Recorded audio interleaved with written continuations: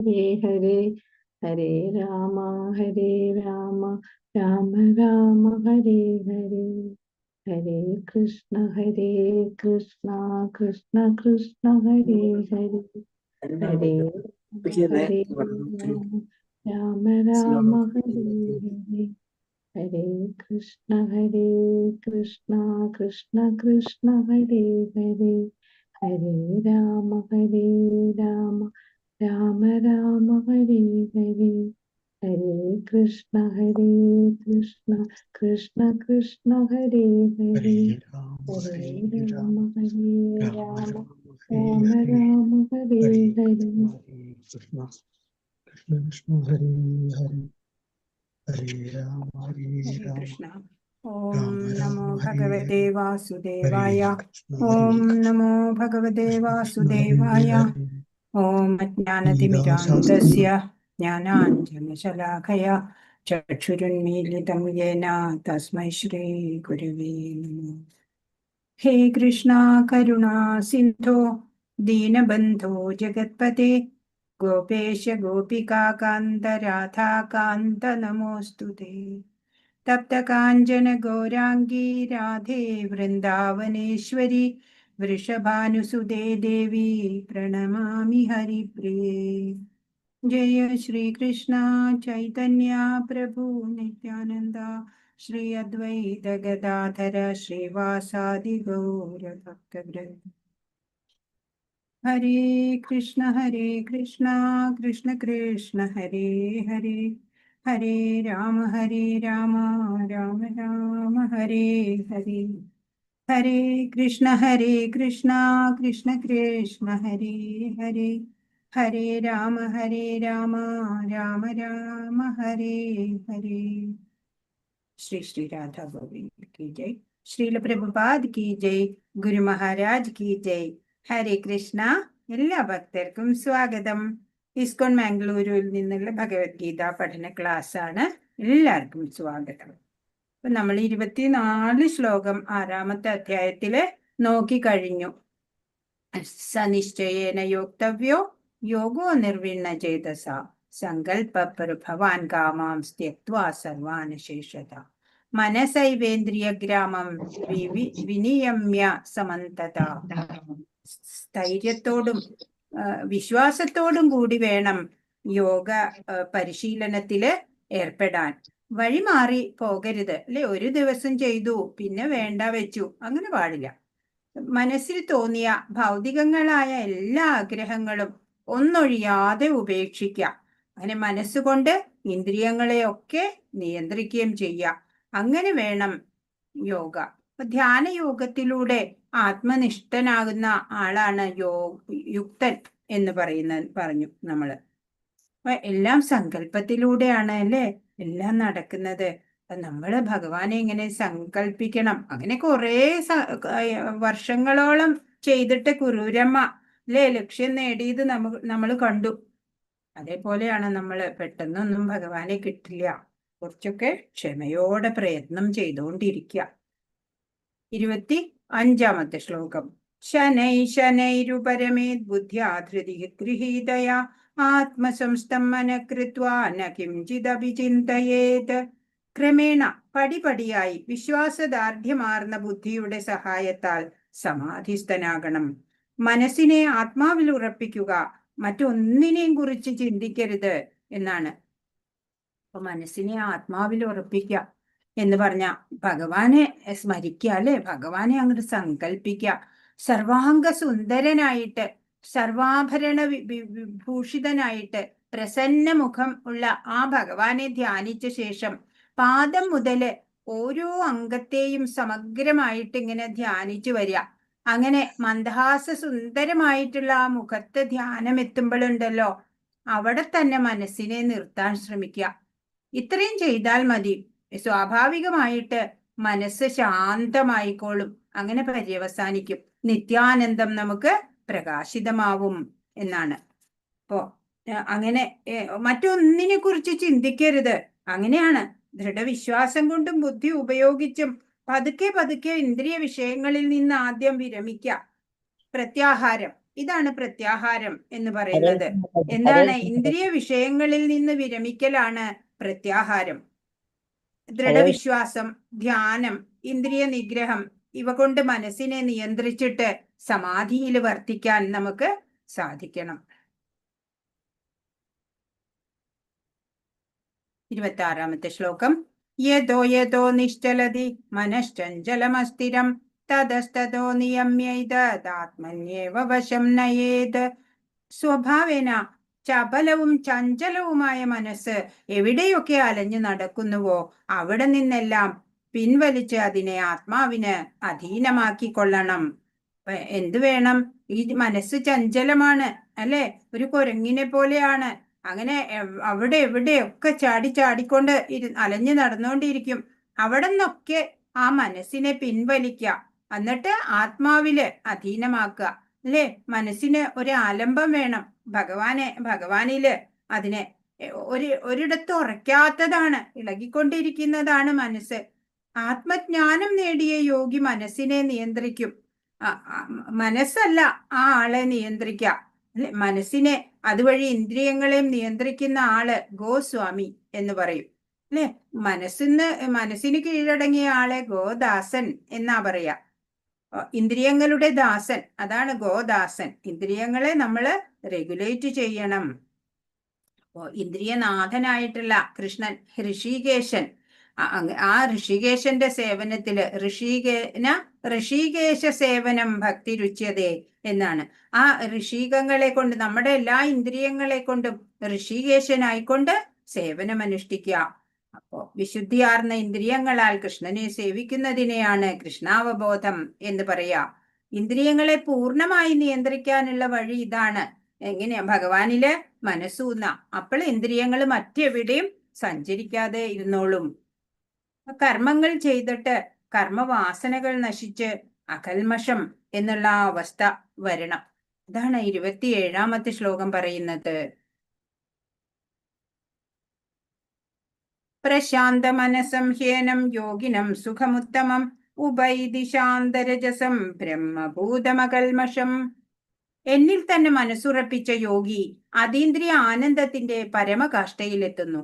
അയാൾ രജോ ഗുണത്തിന് അതീതനാണ്.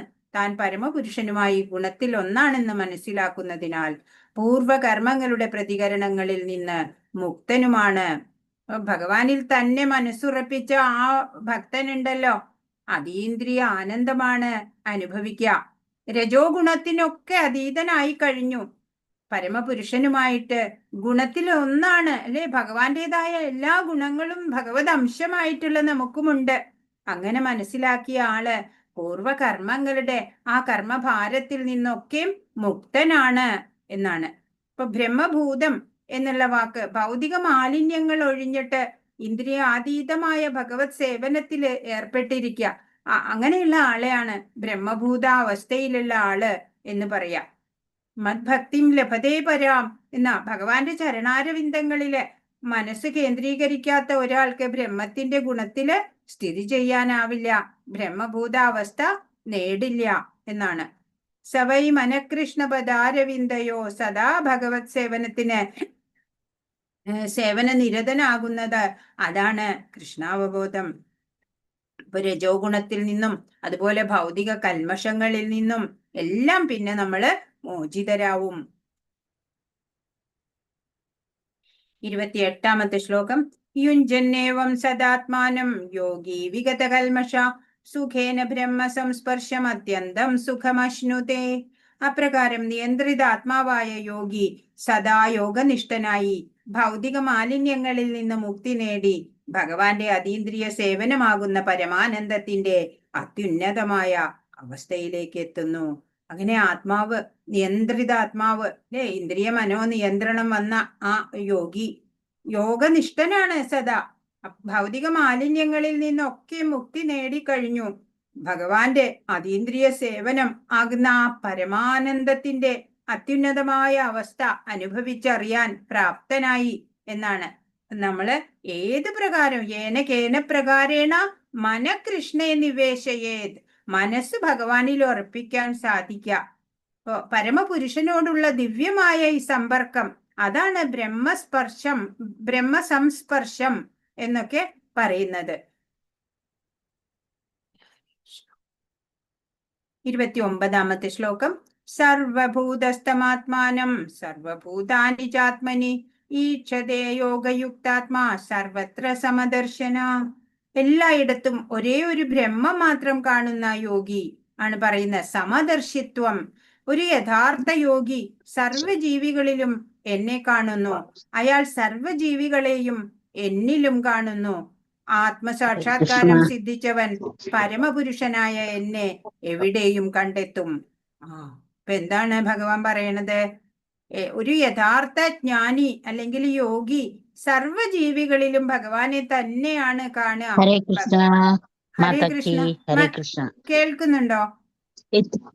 കേൾക്കുന്നുണ്ട്. ഹരേ കൃഷ്ണ. അപ്പോഴ് ഒരു സർവജീവികളിലും ഭഗവാനെ തന്നെ കാണാൻ നമുക്കും സാധിക്കണം. ഭഗവത് അംശമാണ് എല്ലാവരും, അല്ലേ? ചരാചരാത്മാവ് ആണ് ഭഗവാൻ. ചരത്തിലും അചരത്തിലും എല്ലാം ഭഗവാനാണ് ഉള്ളത്. എല്ലാ സർവജീവജാലങ്ങളെയും എന്നിലും കാണുന്നു എന്ന് പറഞ്ഞ ഈ പ്രപഞ്ചം തന്നെ ഭഗവാനാണ്, അല്ലേ? എല്ലാ ജീവികളും ഭഗവാനിലാണ്. ആത്മസാക്ഷാത്കാരം സിദ്ധിച്ചവൻ പരമപുരുഷനായ എന്നെ എവിടെയും കണ്ടെത്തും. അപ്പൊ ഭഗവാനെ കുറിച്ച് പൂർണ്ണ ജ്ഞാനമറിഞ്ഞ് ആ സത്യത്തെ മനസ്സിലാക്കിയ ഒരു യോഗി അല്ലെങ്കിൽ ഒരു ഭക്തൻ ഭഗവാനെ എവിടെയും കണ്ടെത്തും എന്നാണ്. എല്ലാവരുടെയും ഹൃദയത്തിൽ കുടികൊള്ളുന്ന പരമാത്മാവ്, അല്ലേ? കൃഷ്ണനെ, ആ കൃഷ്ണാവബോധം ഉദിച്ച യോഗി പൂർണ്ണമായിട്ടും കണ്ടറിഞ്ഞു എന്ന് തന്നെ പറയണം. ഈശ്വര സർവഭൂതാനാം ഹൃദ്ദേശേ അർജുന തിഷ്ഠതി എന്നാണ്. ബ്രാഹ്മണന്റെയും നായയുടെയും ഒക്കെ ഹൃദയത്തില് പരമാത്മ രൂപത്തില് ഭഗവാൻ വാഴുന്നുണ്ട്, അല്ലേ? ഇപ്പൊ ഇന്ദ്രിയാതീതനാണ്. ബ്രാഹ്മണനിലോ ശ്വാവിലോ വാഴുമ്പോഴും ഭൗതികത ഒട്ടുമേ ബാധിക്കില്ല ഭഗവാന്. ഓരോ ജീവാത്മാവും ഓരോ ഹൃദയത്തിലും കുടികൊള്ളുന്നുണ്ട്. പക്ഷേ സർവഹൃദയസ്ഥനല്ല. അതാണ് ജീവാത്മ പരമാത്മാവ് തമ്മിലുള്ള വ്യത്യാസം. ജീവാത്മാക്കള് ആ ഒരു ശരീരത്തിലാണ് കുടികൊള്ളുന്നത്. പരമാത്മാവോ എല്ലാ ശരീരങ്ങളിലും കുടികൊള്ളുന്നുണ്ട്. കൃഷ്ണാവബോധമുള്ള ഒരാൾക്ക് വിശ്വാസിയുടെയും അവിശ്വാസിയുടെയും ഹൃദയത്തില് കൃഷ്ണനെ കാണാൻ സാധിക്കും, അല്ലേ? ഭക്തനായിക്കോട്ടെ അഭക്തനായിക്കോട്ടെ എല്ലാവരിലും ഭഗവാനെ, ആ ഭഗവത് ചൈതന്യമാണ് ആ ജ്ഞാനി കാണുന്നത്. 30ാമത്തെ ശ്ലോകം. യോ മാം പശ്യതി സർവത്ര സർവം ച മയി പശ്യതി തസ്യാഹം ന പ്രണശ്യാമി സച മേ ന പ്രണശ്യതി. എവിടെയും ഞാൻ കുടികൊള്ളുന്നതായും എല്ലാം എന്നിൽ അടങ്ങുന്നതായും കാണുന്നവന് ഞാൻ ഒരിക്കലും നഷ്ടപ്പെടുകയില്ല, എനിക്ക് അവനും നഷ്ടപ്പെട്ടു പോവില്ല. എപ്പോഴും ഭഗവാൻ പ്രത്യക്ഷനാവും അങ്ങനെയുള്ള ഒരു ഭക്തന്. എല്ലായിടവും ഭഗവാൻ കുടികൊള്ളുന്നുണ്ട്, എല്ലാം ഭഗവാനിലാണ് അടങ്ങിയിട്ടുള്ളത് എന്ന് കാണുന്ന ഒരാൾക്ക് ഒരിക്കലും ഭഗവാൻ നഷ്ടപ്പെട്ടു പോവില്ല. പിന്നെ ഭഗവാന് ആ ഭക്തനെയും നഷ്ടപ്പെടില്ല എന്നാണ്. അപ്പോ യോഗ ഭോഗ രണ്ടിന്റെ എന്താ വ്യത്യാസം? പുട്ടിങ് ഗോഡ് ഇൻ ഓൾ കർമ്മ, അതാണ് യോഗ, അല്ലേ? ഭോഗ എന്ന് പറഞ്ഞാലോ അത് സെൽഫ് എൻജോയ്മെന്റ് ആണ് മാത്രം. ഭോഗ യോഗ എന്നൊക്കെ പറയുമ്പോൾ അതിന്റെ ഡിഫറൻസ് നമ്മൾ ഒന്ന് മനസ്സിലാക്കുക. അപ്പൊ ഭഗവാൻ പറഞ്ഞു ഭക്ത്യാമാം അഭിജാനാതി, ഭക്തിയിലൂടെ മാത്രമാണ് ഭഗവാനെ അറിയാൻ സാധിക്കുക. കൃഷ്ണൻ ഭക്തന്റെ സർവസ്വമായി തീരണം. അങ്ങനെ കൃഷ്ണപ്രേമത്തില് ഭക്തൻ പൂർണ്ണത നേടുക ചെയ്യണത്. അങ്ങനെ ഇത്തരത്തില് കൃഷ്ണനോട് ഏകീഭവിക്കാൻ സാധിക്കും എന്നാണ്. ഭഗവാനും ഭക്തനുമായിട്ട് അങ്ങനെ അടുത്ത ഒരു ബന്ധം ഉണ്ടാവുകയാണ് ചെയ്യണത്. അങ്ങനെയുള്ള ആ ജീവാത്മാവിന് ഒരിക്കലും നാശമില്ല എന്നാണ്. ഭഗവത് ദർശനം ഭക്തന് ഒരു നിമിഷത്തേക്ക് പോലും നഷ്ടപ്പെടുന്നുമില്ല എന്നാണ്. അങ്ങനെയുള്ള ആ ഭക്തനുണ്ടല്ലോ എപ്പോഴും ഭഗവാനെ തന്നെയാണ് ദർശിച്ചുകൊണ്ടിരിക്കുന്നത് എന്ന്. പ്രേമാഞ്ജനച്ഛുരിത ഭക്തി വിലോചനേന സദൈവ ഹൃദയേഷു വിലോകയന്തി യം ശ്യാമസുന്ദരമചിന്യ ഗുണസ്വരൂപം ഗോവിന്ദമാദിപുരുഷം തമഹം ഭജാമി. ബ്രഹ്മസംഹിതയില് പറഞ്ഞതാണ്. ഭക്തന്റെ പ്രേമാഞ്ജനം എഴുതിയ ആ കണ്ണുകൾക്ക് പ്രേമഭക്തിയാകുന്ന കൺമഷി അഞ്ജനം എഴുതണം കണ്ണില്. എന്നിട്ട് നോക്കുമ്പോൾ അങ്ങനെ ദൃശ്യനായിട്ടുള്ള ആദി പുരുഷനായ ഗോവിന്ദനെ ഞാൻ ഭജിക്കുന്നു. ഭക്തഹൃദയത്തിലാണ് തന്റെ ശാശ്വതമായ ശ്യാമസുന്ദര രൂപത്തില് ഭഗവാൻ വാഴുന്നത് എന്നാണ്. അത് അങ്ങനെ ഭഗവാനെ ദർശിക്കാൻ നമ്മൾ എന്ത് ചെയ്യണം? പ്രേമഭക്തിയാകുന്ന അഞ്ജനം കണ്ണിൽ എഴുതിയിട്ട് നോക്കണം.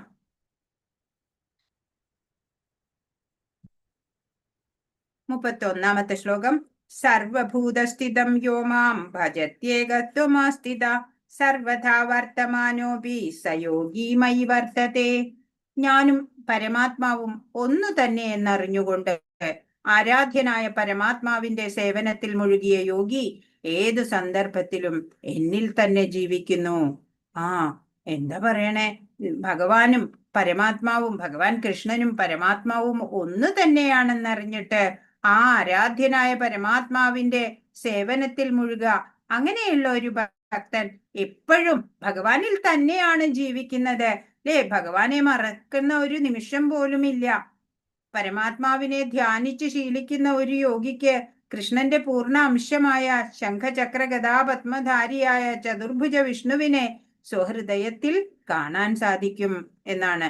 വിഷ്ണുവിൽ നിന്ന് വ്യത്യസ്തനല്ല കൃഷ്ണൻ എന്ന ഒരു ജ്ഞാനിക്കറിയാം.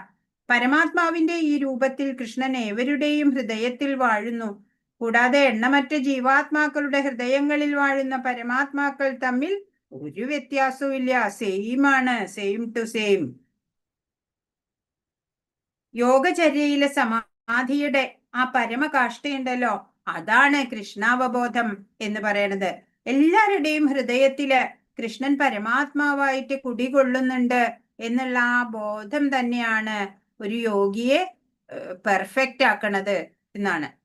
ഇപ്പോ വിഷ്ണു ഒന്നേ ഉള്ളൂ എങ്കിലും അവിടുന്ന് നിശ്ചയമായും സർവവ്യാപിയാണ്, ഏകരൂപിയെങ്കിലും തന്റെ അചിന്ത്യ ശക്തി കൊണ്ട് അവിടുന്ന് എല്ലായിടവും വാഴാണ്. ഒരേ സമയത്ത് നാനാ പ്രദേശങ്ങളിലായി പ്രത്യക്ഷപ്പെടുന്ന സൂര്യനെ പോലെ എന്നാണ്. 32ാമത്തെ ശ്ലോകം. ആത്മൗപമ്യേന സർവത്ര സമം പശ്യതി അർജുന സുഖം വാ യതി വാ ദുഃഖം സയോഗി പരമോ മത. അല്ലയോ അർജുന, എല്ലാ ജീവികളെയും അവരുടെ സുഖത്തിലും ദുഃഖത്തിലും തന്നോട് സദൃശനായി കണ്ട് സമഭാവനയോടെ വർത്തിക്കുന്നവനാണ് ഉത്തമനായ യോഗി. ആരാണ് ഉത്തമനായ യോഗി? എല്ലാ ജീവികളെയും അവരുടെ സുഖത്തിലും ദുഃഖത്തിലും ഒക്കെ തന്നോട് സദൃശനായി കാണുക. അവരുടെ ദുഃഖം നമ്മുടെയും ദുഃഖാണ് അല്ലെ? സർവഭൂതദയ ഉണ്ടാവുക, എല്ലാ ജീവികളെയും സഹായിക്കുക പരമാവധി പറ്റുന്ന മാതിരി.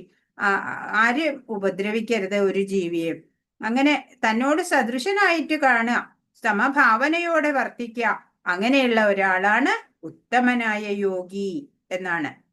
കൃഷ്ണാവബോധമുള്ള ഒരാൾ ഉത്തമ യോഗി തന്നെ ആയിരിക്കും അല്ലേ? ഒരു ഭക്തൻ ഓരോരുത്തരുടെയും സുഖദുഃഖങ്ങള് ആ ഭക്തൻ മനസ്സിലാക്കും. താനും ഭഗവാനുമായുള്ള ബന്ധം മറന്നു പോകുമ്പോഴാണ് ജീവന് ദുഃഖ കാരണമാവുന്നത്. സർവകർമ്മങ്ങളുടെയും, നമ്മൾ ചെയ്യുന്ന എല്ലാ കർമ്മങ്ങളുടെയും പരമഭോക്താവും സർവഗ്രഹങ്ങളുടെയും ദേശങ്ങളുടെയും ഉടമയും ജീവാത്മാക്കളുടെ എല്ലാം ഉറ്റ സുഹൃത്തും കൃഷ്ണൻ തന്നെയാണ്. അങ്ങനെ ബോധ്യമാകുന്നതാണ് സുഖത്തിന് കാരണം. ഭഗവാനെ മറക്കുന്നത് ദുഃഖ കാരണം.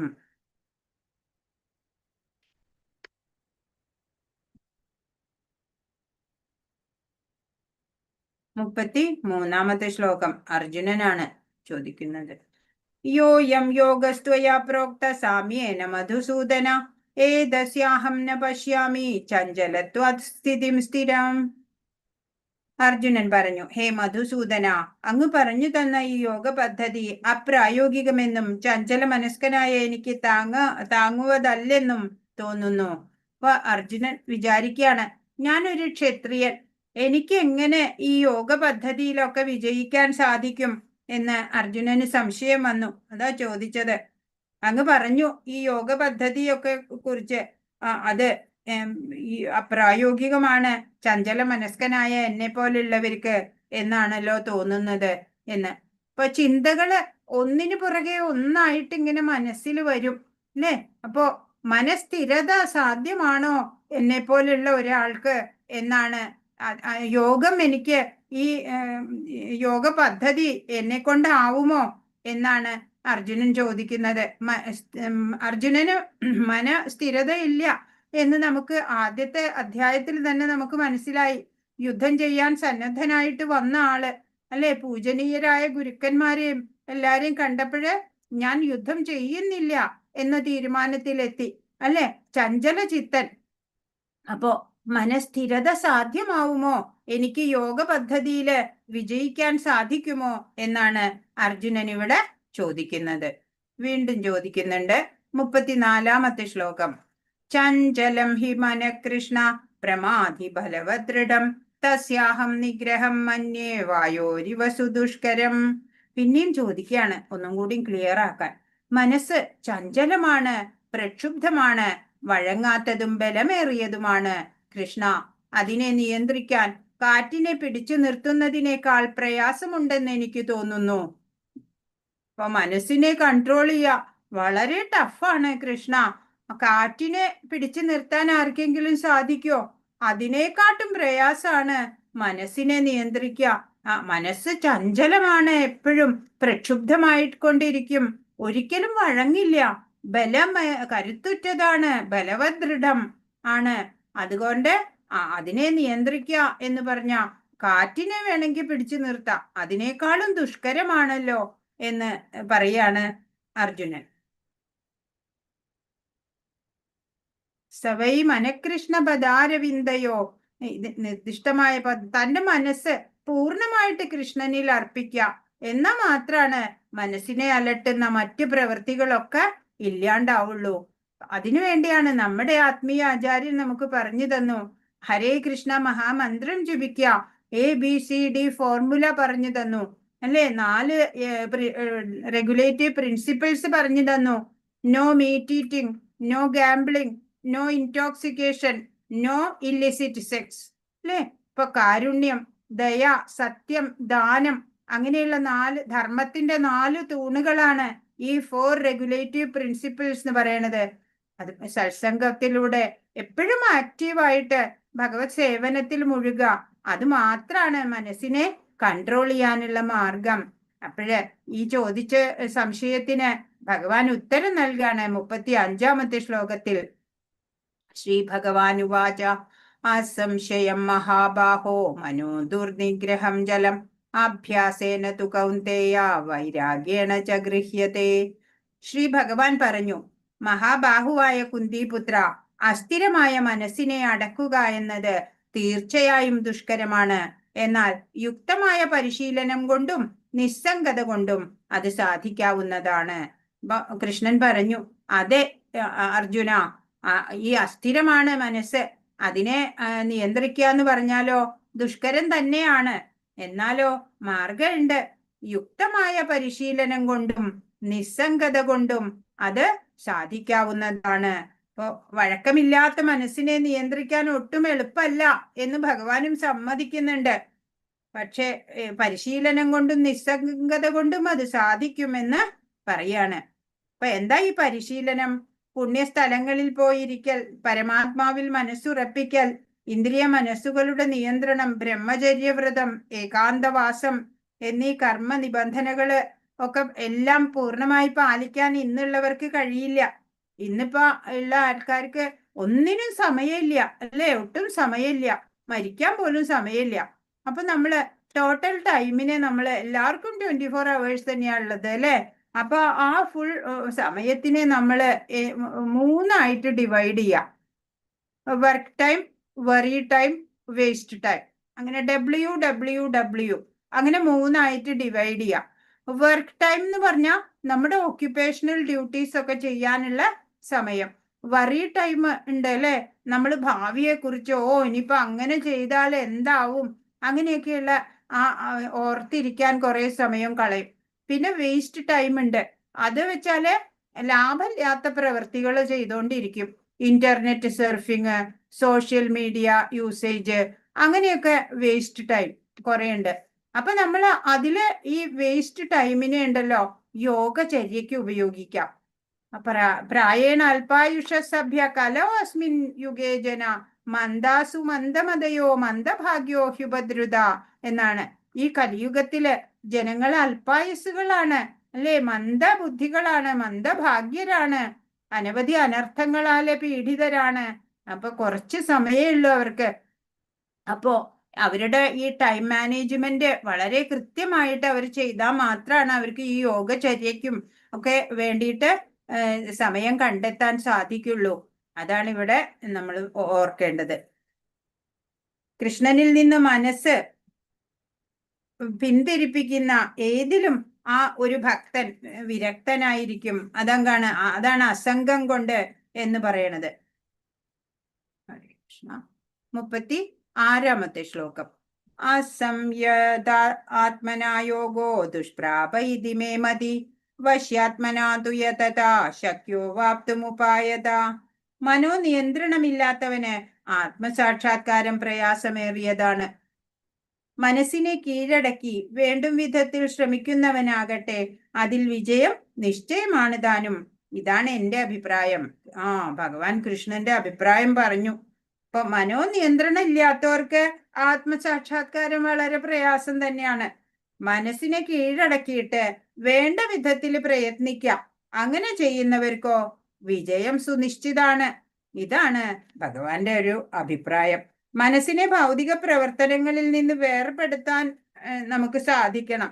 അപ്പോഴാണ് ആത്മസാക്ഷാത്കാരം സിദ്ധിക്കുള്ളൂ.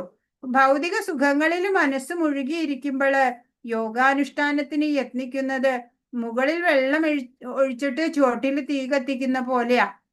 അത് ഫലം ഉണ്ടാവില്ല.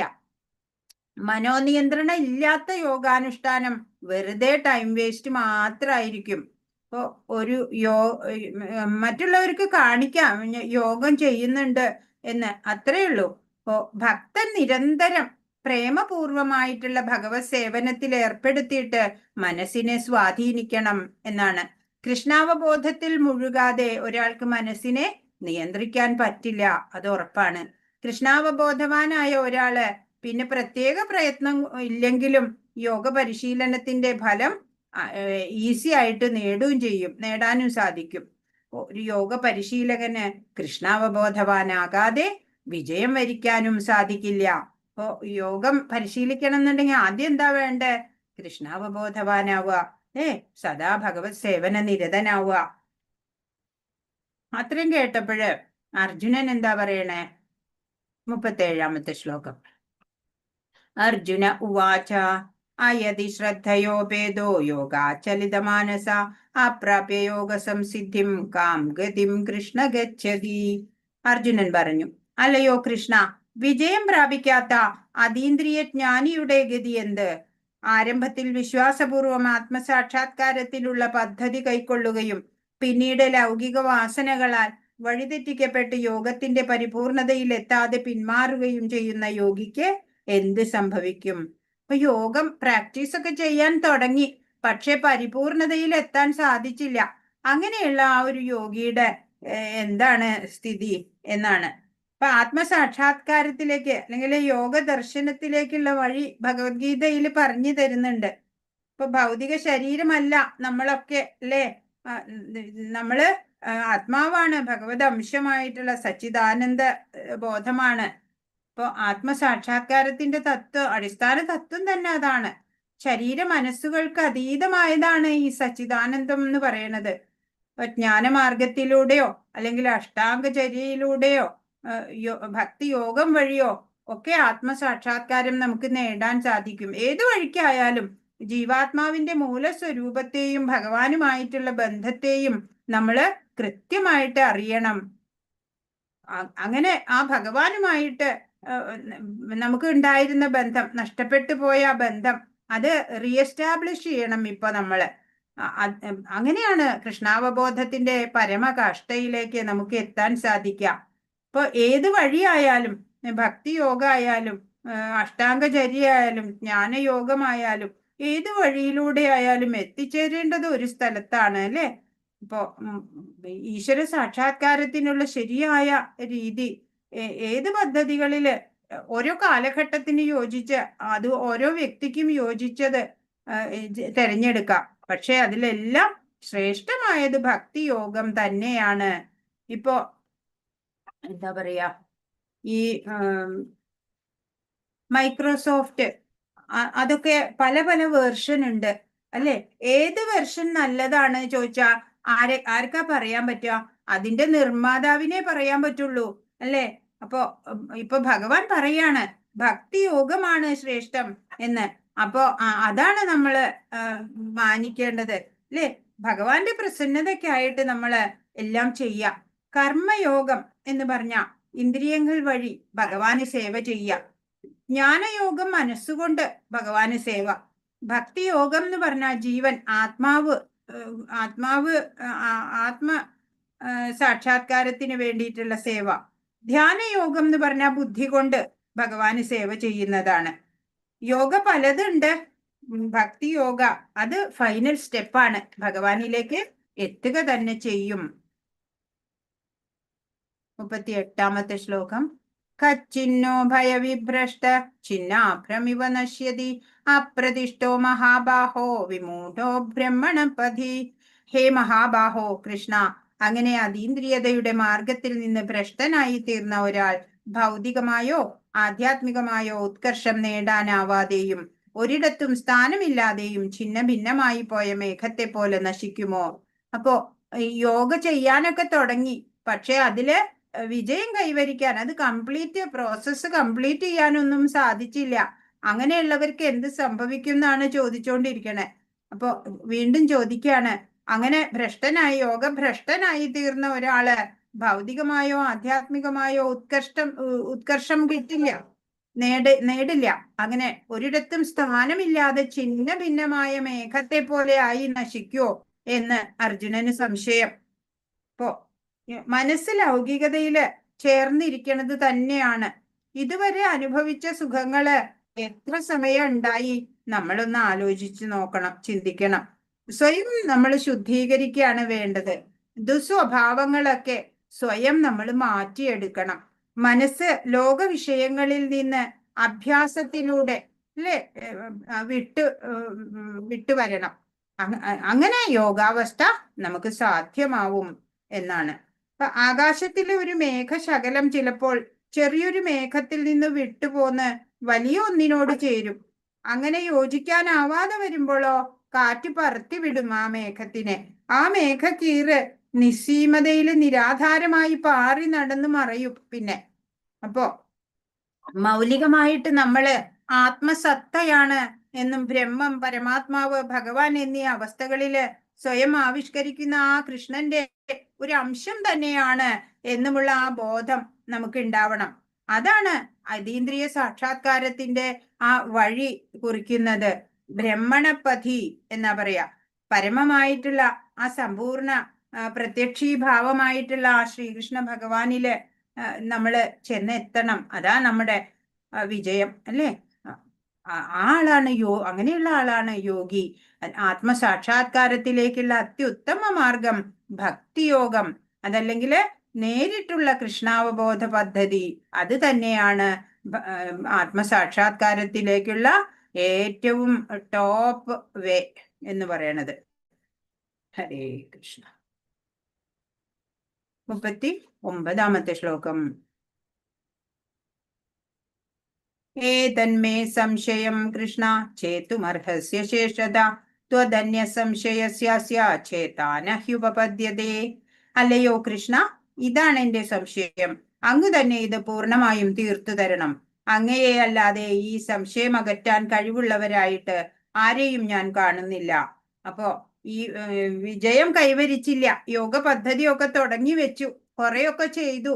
പക്ഷെ അതിന്റെ ആ പരിപൂർണതയിലേക്ക് എത്താൻ പറ്റാത്തവരുടെ സ്ഥിതി എന്താവും എന്നാണ് ചോദിച്ചത്. അപ്പോ എല്ലാം അറിയുന്നത് ഭഗവാനാണ് അല്ലേ. നമ്മളുടെ ഭൂതം, വർത്തമാനം, ഭാവി എല്ലാം ഭഗവാനാണ് അറിയുന്നത്. എല്ലാ ജീവാത്മാക്കളെയും കുറിച്ചും ആദികാലത്തെ കുറിച്ച് അല്ലെ ഇന്നും ജീവിക്കണു. അപ്പൊ ഓരോരുത്തരും ഓരോ ശരീരങ്ങളിൽ ഇങ്ങനെ മാറി മാറി പോവാണ്. എല്ലാം ഭഗവാൻ അറിയാം എല്ലാവരെ കുറിച്ചും. അതുകൊണ്ട് ഭഗവാൻ പറയാണ് 40ാമത്തെ ശ്ലോകത്തില്, ശ്രീ ഭഗവാനുവാച പാർത്ഥനൈവേഹ നാമുത്ര വിനാശസ്തസ്യ വിദ്യതേ നഹി കല്യാണകൃത് കശ്ചിത് ദുർഗതിം താത ഗച്ഛതി. പറയാണ് ശ്രീ ഭഗവാൻ പറഞ്ഞു, ഹേ പാർത്ഥ, മംഗളകരങ്ങളായ കർമ്മങ്ങളിൽ ഏർപ്പെട്ടുകൊണ്ടിരിക്കുന്ന ആധ്യാത്മിക ജ്ഞാനിക്ക് ഈ ലോകത്തിലാകട്ടെ ആത്മീയ ലോകത്തിലാകട്ടെ നാശമില്ല. സുഹൃത്തെ, നന്മ ചെയ്യുന്നവന് ഒരിക്കലും ദുർഗതി സംഭവിക്കാൻ വയ്യ. മംഗളകരങ്ങളായ കർമ്മങ്ങളിൽ ഏർപ്പെട്ടുകൊണ്ടിരിക്കുന്ന ഒരു ആധ്യാത്മിക ജ്ഞാനിക്ക് ഈഹലോകത്തിലും പരലോകത്തിലും ഒരിക്കലും നാശമുണ്ടാവില്ല എന്ന് ഉറപ്പിച്ചു പറഞ്ഞു കൊടുക്കുകയാണ്. നന്മ ചെയ്യുന്നവർക്ക് ദുർഗതി ഉണ്ടാവോ? അല്ലേ? നമ്മളുടെ കർമ്മം തന്നെയാണ് നമ്മളുടെ നിശ്ചയിക്കുന്നത്, നമ്മുടെ ഭാവി നിശ്ചയിക്കുന്നത്, അല്ലേ? അപ്പൊ നന്മ ചെയ്യുന്നവന് ഒരിക്കലും ദുർഗതി ഉണ്ടാവില്ല. ഭാഗവതത്തിൽ നാരദമുനി വ്യാസദേവനോട് പറയുന്നുണ്ട്, ത്യക്ത്വാ സ്വധർമ്മം ചരണാംബുജം ഹരേർ ഭജന്ന പക്വോധപദേത്തതോ യതി യത്ര ക്വവാ ഭദ്ര ഭൂതമുഷ്യ കിം കേവാർത്ഥ ആപ്തോ ഭജതാം സ്വധർമ്മത. ഭൗതിക ധർമ്മങ്ങളൊക്കെ ത്യജിച്ചിട്ട് ഭഗവാന്റെ ചരണങ്ങളിൽ ആശ്രയം തേടുന്നവർക്ക് ഒരു വിധത്തിലും നഷ്ടമോ പതനമോ ഉണ്ടാവില്ല. മറിച്ചോ, ഭക്തിയില്ലാത്ത ഒരാൾ തന്റെ കർത്തവ്യങ്ങളൊക്കെ തികച്ചും നിറവേറ്റുന്നുണ്ട് എന്നുണ്ടെങ്കിലും യാതൊരു ഗുണവും നേടുന്നില്ല. ധർമ്മശാസ്ത്ര പ്രോക്തങ്ങളായിട്ടും പതിവായിട്ട് ആചരിച്ചു പോരുന്നവയുമായിട്ടുള്ള ശ്രേയസ്കരമായ ഭൗതിക കർമ്മങ്ങൾ അനവധിയുണ്ട്. നിത്യവും നിരന്തരം ചെയ്യുന്ന കർമ്മങ്ങള്. ആധ്യാത്മികതയിൽ തൽപരനായ മനുഷ്യൻ ആത്മീയ ഉന്നതിക്ക് വേണ്ടി എല്ലാ ഭൗതിക പ്രവർത്തനങ്ങളും ത്യജിക്കും. കൃഷ്ണാവബോധം തന്നെ ഈ ആത്മീയോത്കർഷം എന്ന് പറയുന്നത്. അപ്പൊ കൃഷ്ണാവബോധത്താല് ആ പരിപൂർണതയുടെ ഉച്ചകോടിയിൽ എത്താം എന്നുണ്ടെങ്കിലും ആ അവസ്ഥയിൽ എത്താൻ സാധിക്കാതെ വന്നാല് അയാൾക്ക് ഭൗതികവും ആധ്യാത്മികവുമായ നഷ്ടം നേരിടുമെന്നും ഒരാൾക്ക് തോന്നാം. പക്ഷെ മംഗളകരമായ കൃഷ്ണാവബോധം ഒരിക്കലും മാഞ്ഞു പോകുന്നതല്ല. അതിൽ മുഴുകിയവനോ അടുത്ത ജന്മത്തില് നീചകുലത്തില് ജനിച്ചാൽ പോലും കൃഷ്ണാവബോധത്തോടെയുള്ള പ്രവർത്തനം തുടരാൻ സാധിക്കും. മറിച്ചോ, കൃഷ്ണാവബോധം കൂടാതെ സ്വധർമ്മങ്ങൾ പിഴ കൂടാതെ അനുഷ്ഠിക്കുന്നത് കൊണ്ട് മാത്രം ശുഭകരങ്ങളായ ഫലങ്ങളൊന്നും കിട്ടിക്കൊള്ളണം എന്നില്ല. അപ്പൊ ആത്യന്തികമായ ആത്മസാക്ഷാത്കാരത്തെ ലക്ഷ്യമാക്കാതെ ചെയ്യുന്ന പ്രവൃത്തികളൊന്നും ശ്രേയസ്കരമല്ല. കൃഷ്ണാവബോധപൂർവമായ കർമ്മം അതാണ് ശ്രേയസ്സിന് കാരണമാവുക എന്ന്. അപ്പോ ഭക്തി മാർഗത്തിലൂടെ നമ്മള് മുന്നേറുക.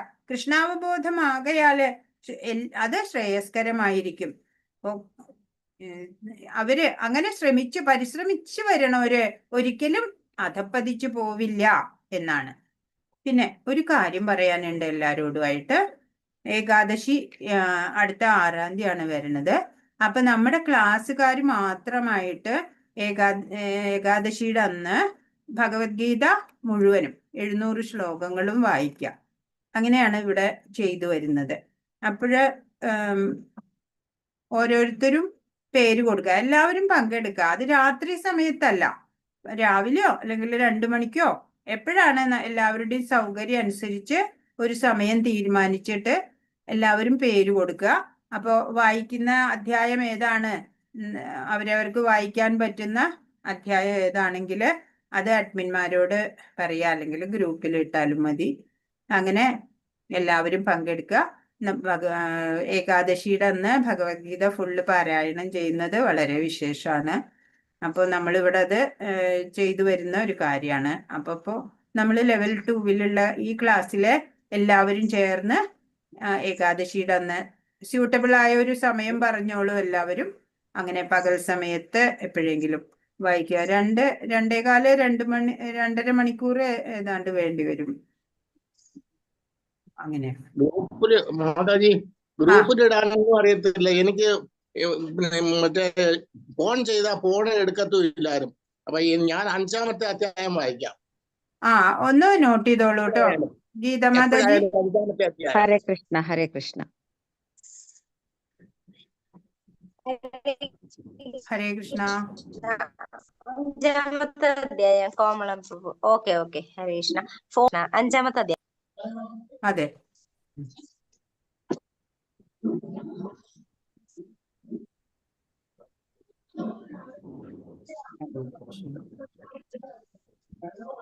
41 ശ്ലോകം.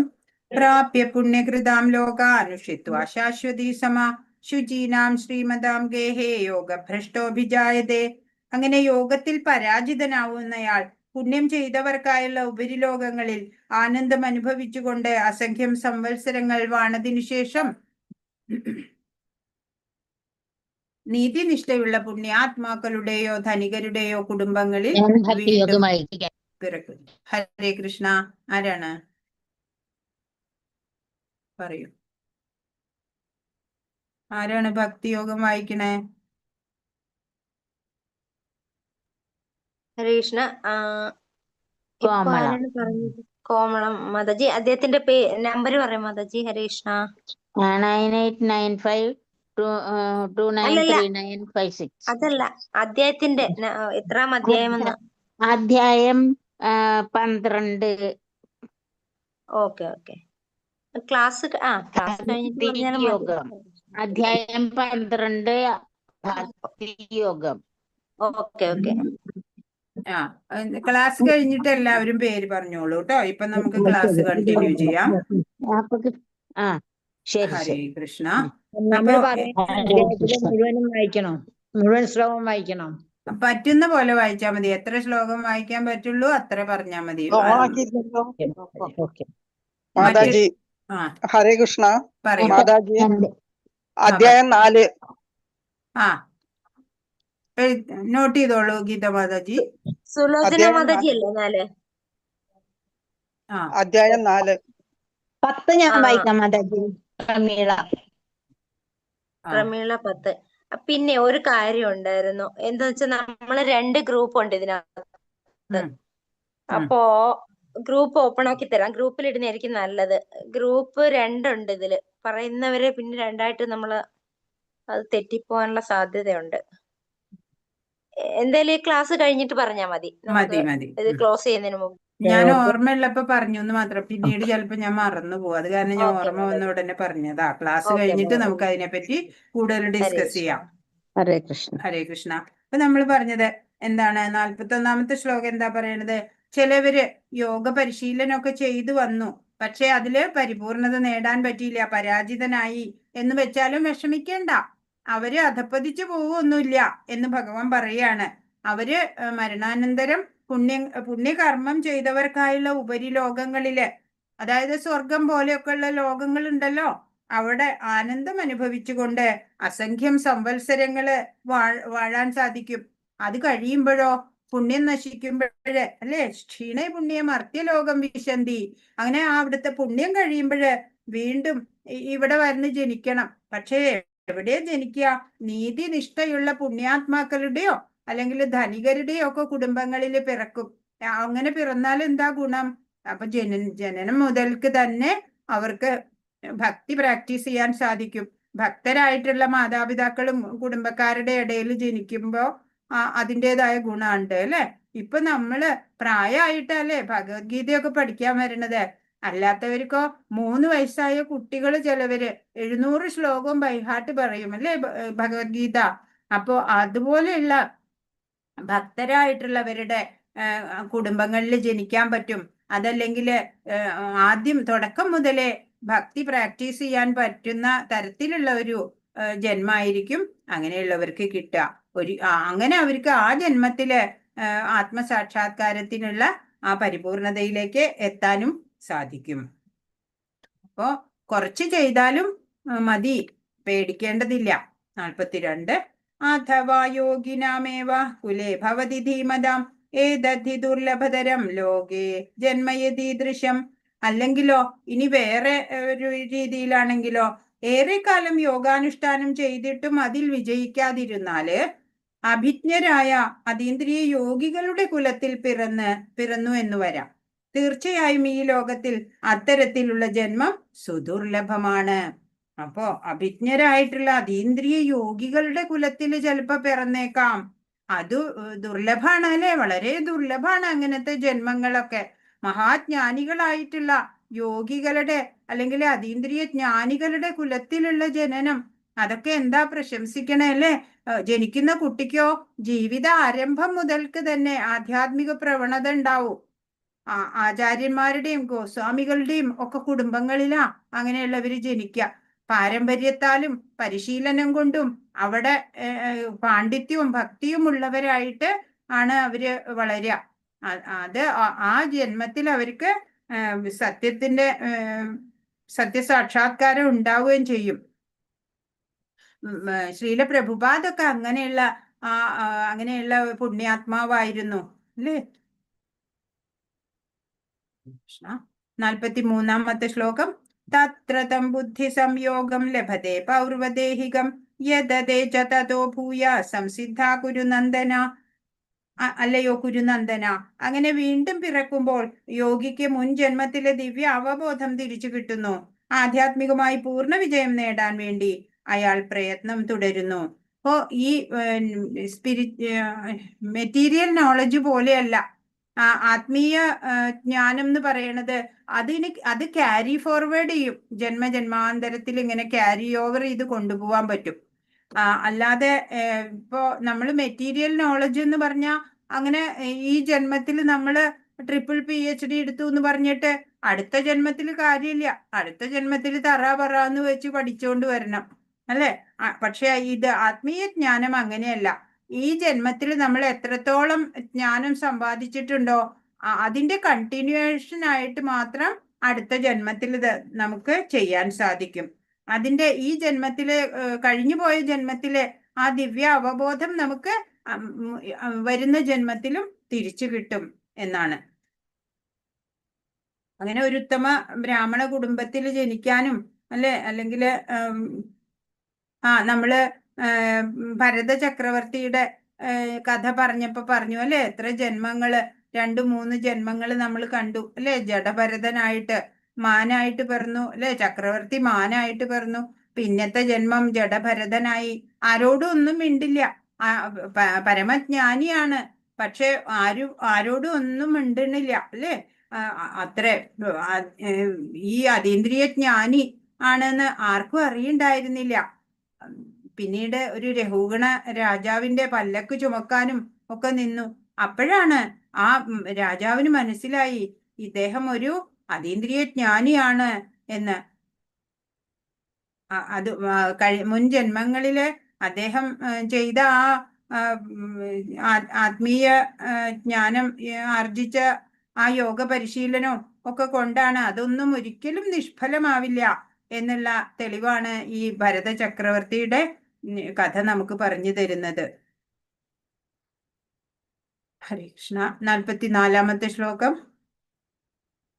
പൂർവാഭ്യാസേന തേനൈവ ഹ്രിയതേ ഹ്യവശോഭിസ ജിജ്ഞാസുരഭിയോഗസ്യ ശബ്ദബ്രഹ്മാദിവർത്തതേ. മുജ്ജന്മത്തിൽ സിദ്ധിച്ച ദിവ്യ അവബോധത്താൽ എങ്ങും തേടിപ്പോകാതെ തന്നെ അയാൾ സ്വാഭാവികമായി യോഗ സിദ്ധാന്തത്തിൽ ആകൃഷ്ടനായിത്തീരും. ജിജ്ഞാസുവായ ആ യോഗി ആചാരനിഷ്ഠങ്ങളായ ധർമ്മശാസ്ത്ര പ്രമാണങ്ങൾക്ക് അതീതനാണ്. ധർമ്മശാസ്ത്ര പ്രോക്തങ്ങളായ ചടങ്ങുകളിലൊന്നും ഉയർന്ന യോഗികള് വലിയ താല്പര്യമൊന്നും കാണിക്കില്ല. കൃഷ്ണാവബോധത്തിലേക്ക് ഉയർത്താൻ ഉതകുന്ന യോഗ സിദ്ധാന്തങ്ങളിലോ ആകൃഷ്ടരാവുകയും ചെയ്യും അവര്. ഹരേ കൃഷ്ണ. ചൈതന്യ മഹാപ്രഭു ഹരിദാസ് ഠാക്കൂറിനെ തന്റെ പ്രധാന ശിഷ്യരിൽ ഒരാളാക്കിയത് എന്തുകൊണ്ടാണ്? മുസ്ലിം കുടുംബത്തിലാണ് ഹരിദാസ് ഠാക്കൂർ ജനിച്ചത്. ഹരേ കൃഷ്ണ മഹാമന്ത്രം, ഈ ഭഗവത് നാമം 3 ലക്ഷം തവണയൊക്കെയാണ് ഒരു സ്ട്രെച്ചില് അദ്ദേഹം ഉരുവിടുക. വ്രതമൊന്നും ഒരിക്കലും പിഴയ്ക്കാതെ അനുഷ്ഠിച്ചു. അന്നത്തെ അദ്ദേഹത്തിന് ചൈതന്യ മഹാപ്രഭു നാമാചാര്യൻ എന്നുള്ള പേര് നൽകി ആ പദത്തിലേക്ക് ഉയർത്തി. തിരുനാമങ്ങൾ നിരന്തരം ഉരുവിട്ടു പോന്നത് കൊണ്ട് മുൻ ജന്മത്തിൽ അദ്ദേഹം വേദോക്തങ്ങളായ ക്രിയാപദ്ധതികളെയും മറ്റും അനുഷ്ഠിച്ചു കഴിഞ്ഞിരിക്കുന്നു എന്നാണ് നമ്മൾ മനസ്സിലാക്കേണ്ടത്. പരിശുദ്ധി ആർജിക്കാത്ത ഒരാൾക്ക് കൃഷ്ണാവബോധ തത്വങ്ങൾ സ്വീകരിക്കാനും അതുപോലെ ഹരേ കൃഷ്ണ മഹാമന്ത്രം ഉച്ചരിക്കാൻ പോലും സാധിക്കില്ല എന്നാണ്. 45-ാമത്തെ ശ്ലോകം. പ്രയത്നാദ്യതമാനസ്തു യോഗി സംശുദ്ധ ഗിൽബിഷ അനേക ജന്മ സംസിദ്ധിസ്തോ യാതി പരാം ഗതിം. സർവകൽമഷങ്ങളും നീങ്ങി തുടർന്ന് മുന്നോട്ടു പോകാൻ ആത്മാർത്ഥമായി യത്നിച്ചു കൊണ്ടിരിക്കുന്ന യോഗിക്ക് അനേക ജന്മങ്ങളിലെ പരിശീലനത്തിനു ശേഷം പരിപൂർണത നേടി പരമലക്ഷ്യത്തിലെത്താം. ധർമ്മനിഷ്ഠ കുലീനവുമായിട്ടുള്ള പുണ്യ കുടുംബത്തിൽ ജനിച്ചവർക്കോ യോഗാനുഷ്ഠാനത്തിന് അനുകൂലമായ സാഹചര്യം ഉണ്ടാവും, പരിതസ്ഥിതി ഒക്കെ ഉണ്ടാവും അല്ലെ. അതുകൊണ്ടോ മുൻ ജന്മത്തിൽ മുഴുമിപ്പിക്കാതെ വിട്ട പ്രവൃത്തി നിറവേറ്റാൻ നിശ്ചയദാർഢ്യത്തോടെ പ്രയത്നിക്കാൻ സാധിക്കും. അപ്പൊ അങ്ങനെ ഭൗതിക കൽമഷങ്ങളിൽ നിന്നൊക്കെ മുക്തനാവും. അങ്ങനെ പൂർണ്ണമായിട്ട് മോചനം നേടി സർവ ഉത്കൃഷ്ടമായിട്ടുള്ള ആ കൃഷ്ണാവബോധത്തെ പ്രാപിക്കാനും സാധിക്കും. അപ്പോ ആ സർവ കൽമഷങ്ങളൊക്കെ അകലണ ആ അവസ്ഥ തന്നെയാണ് കൃഷ്ണാവബോധം എന്നുള്ളത്. എണ്ണമറ്റ ജന്മങ്ങളിൽ ചെയ്ത പുണ്യകർമ്മങ്ങൾ കാരണമാണ് സകല മാലിന്യങ്ങളിൽ നിന്നും നമ്മള് മുക്തരാവുക. ദ്വന്ദ് ഭാവനയിൽ നിന്ന് ഒക്കെ മുക്തി നേടുക. അപ്പോഴാണ് ഭഗവത് സേവനത്തിൽ പരിപൂർണമായിട്ട് മുഴുകാൻ ഒരാൾക്ക് സാധിക്കുള്ളൂ. ഹരേ കൃഷ്ണ. 46-ാമത്തെ ശ്ലോകം. തപസ്വിഭ്യോധികോ യോഗി ജ്ഞാനിഭ്യോഭിമതാധിക കർമ്മിഭ്യശ്ചാധികോ യോഗി തസ്മാത് യോഗി ഭവാർജുന. തപസ്വിയേക്കാൾ ശ്രേഷ്ഠനത്രേ യോഗി. ജ്ഞാനികളെക്കാളും ഫലേച്ഛയോടെ കർമ്മം ചെയ്യുന്നവരെക്കാളും ശ്രേഷ്ഠനാണ് അദ്ദേഹം. അതുകൊണ്ടല്ലയോ അർജുന, ഏത് സാഹചര്യത്തിലും യോഗത്തിൽ ഉറച്ചു നിൽക്കുക. ആഹാരാദികൾ പോലും വെടിഞ്ഞിട്ട് ഭഗവാനെ മാത്രം മനസ്സിൽ വെച്ച് ഉപവാസം ചെയ്യാം. എന്നിൽ മനസ്സ് വെക്കൂ എന്നാ, എന്നെ അനുഭവിക്കൂ എന്നാ പറഞ്ഞത് അല്ലേ. ആചാര അനുഷ്ഠാനത്തിന് മാത്രം ശ്രദ്ധ കൊടുക്കല്ല വേണ്ടത്. ഭഗവാനിൽ മനസ്സ് വെച്ചിരിക്കുന്ന യോഗിയെയാണ് ഭഗവാൻ ഇഷ്ടം. അപ്പൊ മനസ്സുകൊണ്ട് ഭഗവാനിൽ ലയിച്ചിരിക്കാൻ താല്പര്യമുള്ളയാള്, അങ്ങനെയുള്ള ആളെയാണ് ഭഗവാൻ ഇഷ്ടപ്പെടുന്നത്. യോഗം എന്ന് പറഞ്ഞ നമ്മുടെ അവബോധത്തിനെ പരമസത്യത്തോട് ബന്ധപ്പെടുത്തുക, അതാണ് യോഗം. അത് പരിശീലിക്കുന്നവര് ഓരോരുത്തർക്കും ഓരോ മാർഗം ഉണ്ടാവും ആ പദ്ധതികൾക്ക് വേണ്ടി. അതൊക്കെ മുൻനിർത്തിയിട്ട് വ്യത്യസ്ത നാമങ്ങൾ കൊടുത്തിട്ടുണ്ട്. അപ്പോ ഓരോ കർമ്മയോഗം, ജ്ഞാനയോഗം, ഭക്തിയോഗം എന്നൊക്കെ. അപ്പൊ ഭക്തിയോഗം അതല്ലെങ്കിൽ കൃഷ്ണാവബോധം, അതാണ് സർവവിധ യോഗങ്ങളെക്കാട്ടിലും ഉത്തമമായിട്ടുള്ളത് എന്നാണ്. യോഗികളിൽ പോലും യുക്തതമനായത് ആരാണ് എന്ന് അടുത്ത ശ്ലോകത്തില് പറയുന്നുണ്ട്. 47-ാമത്തെ ശ്ലോകം. യോഗിനാമപി സർവേഷാം മദ്ഗതേനാന്തരാത്മന ശ്രദ്ധാവാൻ ഭജതേ യോ മാം സമേ യുക്തതമോ മതാ. യോഗികള് ശ്രേഷ്ഠരാണ് എന്ന് പറയാണ്. ഭഗവാൻ പറയുന്നതിലും ഗുരുവാക്യങ്ങളിലും ശ്രദ്ധയുള്ള അല്ലെ, ഭഗവാന് ഏറ്റവും പ്രിയപ്പെട്ട ആളാണ് അങ്ങനെയുള്ളത്. ഇപ്പൊ ഭഗവാന് ഏറ്റവും ഭഗവാൻ സർവജ്ഞനാണ്. ഭഗവാന്റെ ആ സ്റ്റാറ്റസ് മനസ്സിലാക്കിയിട്ട് ഭഗവാനെ ഭജിക്കുന്നവര് മുക്തതമനായ യോഗിയാണ് എന്നാണ്.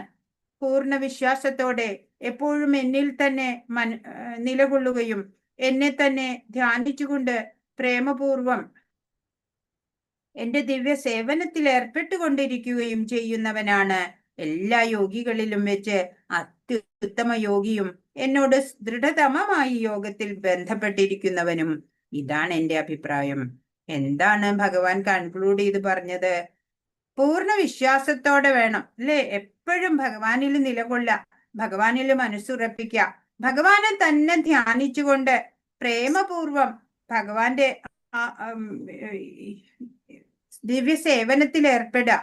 അങ്ങനെ ചെയ്യുന്നവനാണ് എല്ലാ തരം യോഗികളിലും വെച്ച് അത്യുത്തമനായ യോഗി. ആ ആളാണ്, ആ ഭക്തൻ, അത്തരം ഭക്തനാണ് എന്നോട് ഭഗവാനോട് ദൃഢതമമായി യോഗം വഴി ബന്ധപ്പെട്ടിരിക്കുന്നതും. ഇതാണ് ഭഗവാന്റെ അഭിപ്രായം. അപ്പൊ ഭഗവാനാണ് എനിക്ക് പ്രിയപ്പെട്ടവൻ എന്ന് ചിന്തിക്കുന്നവൻ ഭഗവാനും പ്രിയപ്പെട്ടവനാണ് അല്ലേ. ഏകാന്ത ധ്യാന പരിശീലനത്തിലൂടെ ഭഗവാനിലേക്ക് മനസ്സ് ചേർത്ത് വെക്കുക, അതാണ് ഈ അധ്യായം നമുക്ക് പറഞ്ഞു തരുന്നത്. ഭൗതിക ആഗ്രഹമില്ലാതെ എല്ലാം മനസ്സുകൊണ്ട് സന്യസിക്കുക അല്ലെ. ആഗ്രഹങ്ങളൊക്കെ ഏകാഗ്രതയില് സാധനാ മാർഗത്തിലൂടെ സർവത്ര സമദർശനം ഉണ്ടാവുക. അതാണ് യോഗാവസ്ഥ എന്ന് പറയുന്നത്. ഈ ജന്മത്തിൽ നമുക്ക് സാധിച്ചില്ലെങ്കിലും പല ജന്മങ്ങൾക്ക് ശേഷമെങ്കിലും സാധിച്ചേക്കാം. എന്നാലും തുടങ്ങി വെക്കുക, അത് തന്നെ നമുക്ക് ശ്രേയസ്കരമാവും. അപ്പൊ ഭഗവത് സേവനത്തിൽ നിന്ന് ഒഴിഞ്ഞു മാറുന്നവന് ശിക്ഷയുണ്ടാവും. ദുഃഖം, താപത്രയങ്ങള്, ക്ലേശങ്ങളൊക്കെ സഹിക്കേണ്ടതായിട്ട് വരും. ഓരോ ജീവനും ഭഗവാന്റെ വിഭിന്ന അംശങ്ങളാണ്. സ്വരൂപേണ ഓരോ ജീവനും ഭഗവത് സേവനത്തിന് ബാധ്യസ്ഥരാണ്. നമ്മളുടെ കടമ എന്താണ്? നമ്മൾ നിത്യദാസരാണ് ഭഗവാന്റെ. അപ്പൊ അങ്ങനെ നമ്മുടെ കടമ നിറവേറ്റാതിരുന്നാല് അധപ്പതിച്ചു പോവും. ഭാഗവതത്തില് പറഞ്ഞിട്ടുണ്ട്, യേഷാം പുരുഷം സാക്ഷാത് ആത്മപ്രഭവമീശ്വരം ന ഭജന്ത്യവജാനന്തി സ്ഥാനാത് ഭ്രഷ്ടാപദന്ത്യഥാ. സർവജീവജാലങ്ങളുടെയും പ്രഭവസ്ഥാനമായിട്ടുള്ള ആദിപുരുഷനെ സേവിക്കാതെയും അദ്ദേഹത്തോടുള്ള കടമയെ അവഗണിക്കുകയും ചെയ്യുന്നവൻ തന്റെ മൂലസ്വരൂപത്തിൽ നിന്ന് ഭ്രഷ്ടനാകും എന്നത് തീർച്ചയാണ്. എല്ലാത്തരം യോഗചര്യകളുടെയും ഉച്ചകോടി ഏതാണ്? ഭക്തിയോഗമാണ്. അപ്പൊ അതിലേക്കുള്ള വഴികള് പലതുണ്ട് അല്ലെ, മറ്റു പല യോഗങ്ങള്. അപ്പോ ഏറ്റവും ശ്രേഷ്ഠമായത് ഭക്തിയോഗം, കൃഷ്ണാവബോധത്തോടെ ഭഗവത് സേവനത്തിൽ ഏർപ്പെടുക എന്നുള്ളതാണ്. അത് നമ്മൾ മറക്കാൻ പാടില്ല. അപ്പോ അങ്ങനെ പുരോഗമിക്കുന്ന ഒരു ഭക്തൻ അല്ലെങ്കിൽ ഒരു യോഗി ശാശ്വത സൗഭാഗ്യത്തിന്റെ ശരിയായ മാർഗത്തില് എത്തിച്ചേരുക തന്നെ ചെയ്യും എന്നാണ്. അപ്പോ ആ ഉന്നത സ്ഥിതി പ്രാപിക്കാനായിട്ട് ഒരാള് ഭക്തിയോഗത്തിന്റെ വഴിയിലുള്ള കൃഷ്ണാവബോധത്തിൽ എത്തിച്ചേരുക, അത് ഭാഗ്യവിശേഷം കൊണ്ടാണ് അല്ലെ ഒരാൾ അങ്ങനെ എത്തിച്ചേരുന്നത്. സൂര്യനെ പോലെ തേജോമയം ആയിട്ടുള്ള മുഖപത്മം, രത്നവിഭൂഷിതമായ വസ്ത്രങ്ങള്, പുഷ്പമാലയണിഞ്ഞ ശരീരം, ബ്രഹ്മജ്യോതിസ് എന്ന് വിളിക്കപ്പെടുന്ന പ്രഭാമണ്ഡലം പ്രസരിച്ചു കൊണ്ടിരിക്കുന്ന ആ ശ്യാമസുന്ദരമൂർത്തിയായിട്ടുള്ള ആ ഭഗവാനിലാണ് മനസ്സിനെ ഏകാഗ്രമാക്കേണ്ടത് നമ്മള്. ഹരേ കൃഷ്ണ. ഇപ്പൊ ഏത് പരിതസ്ഥിതിയിലും നമ്മൾ എന്താ ചെയ്യാ? ഹരേ കൃഷ്ണ മന്ത്രജപം ചെയ്യാ. യോഗിയാവാൻ തുടക്കത്തിൽ അങ്ങനെയാ വേണ്ടത്. പിന്നെ വേണ്ടത് എന്താ? പ്രാമാണിക ഒരു ഗുരുവിന്റെ ആശ്രയം വേണം അല്ലേ. പിന്നെ 4 റെഗുലേറ്റീവ് പ്രിൻസിപ്പിൾസ് വേണം. ABCD ഫോർമുല വേണം അല്ലേ. അങ്ങനെയൊക്കെ എല്ലാം അനുഷ്ഠിച്ച് തപശ്ചര്യയോടെ നമ്മള് ജീവിതം കൊണ്ടുപോയാല് പെട്ടെന്ന് സഫലത കൈവരും. സുഖം, ശാന്തി, പ്രേമ, ഭക്തി ഒക്കെ നമുക്ക് വരും അല്ലേ. ജന്മ, മൃത്യു, ജരാവ്യാധിയിൽ നിന്നൊക്കെ മുക്തി ഉണ്ടാവും അല്ലേ. ഇപ്പോ 6 അധ്യായങ്ങൾ ഇവിടെ പൂർണ്ണമാവുമ്പോ കർമ്മയോഗം എന്നുള്ള ആദ്യത്തെ സെക്ഷൻ ഇവിടെ സമാപിക്കുകയാണ് അല്ലേ. 6 അധ്യായങ്ങള്, ഫസ്റ്റ് മൊഡ്യൂള് നമ്മളുടെ കഴിഞ്ഞു. ഇനി നമുക്ക് എന്നാണ് എക്സാം വെക്കേണ്ടതെന്ന് നിങ്ങൾ പറഞ്ഞാല് ആ പരീക്ഷ നമുക്ക് നടത്താം. ആദ്യത്തെ മൊഡ്യൂളിന്റെ പരീക്ഷ എന്ന് നടത്തണം. ഹരേ കൃഷ്ണ ഹരേ കൃഷ്ണ കൃഷ്ണ കൃഷ്ണ ഹരേ ഹരേ, ഹരേ രാമ രാമ രാമ ഹരേ ഹരേ. വാഞ്ചകൽപതരുഭ്യശ്ച കൃപാ സിന്ധുഭ്യേവ ച പതിതാനാം പാവനേഭ്യോ വൈഷ്ണവേഭ്യോ നമോ നമഃ. അനന്തകോടി വൈഷ്ണവ വൃന്ദ കി ജയ്. ശ്രീല പ്രഭുപാദ് കി ജയ്. ഗുരു മഹാരാജ് കി. ഹരേ കൃഷ്ണ. ഇന്ന് പറഞ്ഞതിൽ എന്തെങ്കിലും സംശയം ഉണ്ടെങ്കിൽ ചോദിക്കൂ. പരിപൂർണതയുടെ മാനദണ്ഡം എന്താണ്? ചോദ്യം പറയട്ടെ. ചോദ്യങ്ങൾ എഴുതിയത് വായിക്കൂ. ഉത്തരങ്ങളൊക്കെ എഴുതിയിട്ട് പെട്ടെന്ന് വായിക്കൂ. പൂർണതയുടെ മാനദണ്ഡം എന്താണ്?